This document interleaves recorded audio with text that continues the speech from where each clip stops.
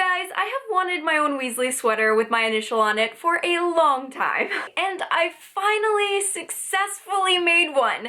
Sort of. I learned how to knit in high school specifically so I could make my own Harry Potter knits, and I love that Molly Weasley makes these for all of her kids at Christmas. But while I was pretty successful knitting my own house scarves, I had so much trouble knitting a sweater from scratch. I have enormous amounts of respect for people who do. But recently it occurred to me that I might not have to knit the whole sweater. I learned about duplicate stitch, which is a way of adding designs on top of existing knitting using a tapestry needle and some yarn. You basically duplicate the stitches that are already there, and it pushes the old stitches underneath so that the new design fits right in. So I bought this solid colored sweater on clearance at a store. I picked out some yarn in a coordinating color, and I stitched my initial right on top. I'm going to try to explain to you guys how I did this, but I kind of figured it out as I went along, and I've only tried it once, so my method isn't totally perfect. Feel free to test this out yourself and let me know if you figure out a better way to do it. First of all, duplicate stitch is usually done over stockinette stitch, which basically just looks like a bunch of tiny letter V's with no gaps in between. This sweater I found has gaps. I think it may be some kind of ribbed stitch. So I added a little slanted line to the left and to the right of each of the little V stitches to kind of fill in those gaps. If the sweater that you choose has a different stitch pattern, just try to duplicate that pattern the best you can. Also, the yarn in this sweater looks a little bit bulkier to me than regular worsted weight yarn, but the bulky yarn that I bought to do this project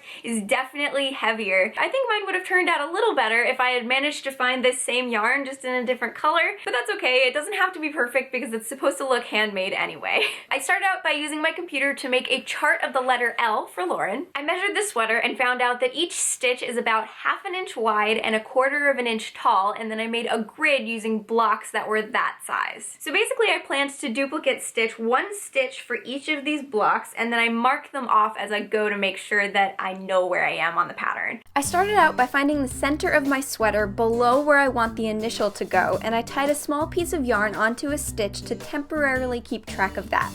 Then I cut a long piece of yarn and threaded a tapestry needle with it so I could feed it up through the inside of the sweater at that center point. Don't pull it all the way through though, leave a little extra yarn inside the sweater. So I'm beginning my duplicate stitch in the top right corner of this V-shaped stitch. To cover this first part, I followed that line to the point of the V and put my needle in there, then poked it back up at the top left of the shape and pulled the yarn through. To finish that V shape, put your needle back in at the point so you can create that left side of the V. To make that line to fill the ribbed gap I was talking about, I poked the needle back up just to the left of the V shape and pulled the yarn through. And that gave me my first V-shaped stitch. To connect it to the next one, I put the needle in at the top right of the next V shape and back out at the point. Remember to mark your chart when you finish a stitch so you can keep track of where you are. To duplicate the next stitch, put the needle in at the top right and push it across and back out of the fabric at the top left. Finish that up by putting your needle in at the point and back out just to the left of the stitch.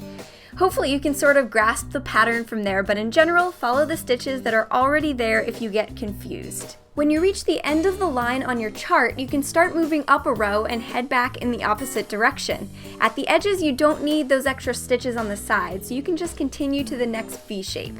And if there isn't another stitch right next to where you are, you can always just drag your yarn across the back of your fabric until you reach the next stitch you need to cover. Here you can see that I started in the middle of the chart, so I skipped back down to the first row and brought those stitches in on the right side. Obviously, unless you have an L initial too, you'll have a different pattern of stitches to duplicate, but the basic strategy is the same. If you run out of yarn like I did, finish a stitch with your needle on the inside of the sweater, then flip the sweater open so you can see the back side of your work, and tie the end to a new piece of yarn. Then poke your needle back to the outside to continue. Here, I had finished the whole bottom of the L, so I counted across and started 3 stitches from the center so I could fill in this vertical portion of the chart. By this point, I was able to work a bit faster since I'd figured out the pattern and I'd had a good amount of practice. If you mess up, you can always pull stitches out. I found that it helped to keep my left hand on the inside of the sweater so I don't accidentally grab any yarn on the back of the sweater when I'm stitching. Once you've stitched over every block on your chart, finish off by poking the needle to the inside of your sweater and tie a big knot on the back of your stitches. And that is how you can turn an ordinary Muggle sweater into a Weasley sweater. Or jumper if you prefer.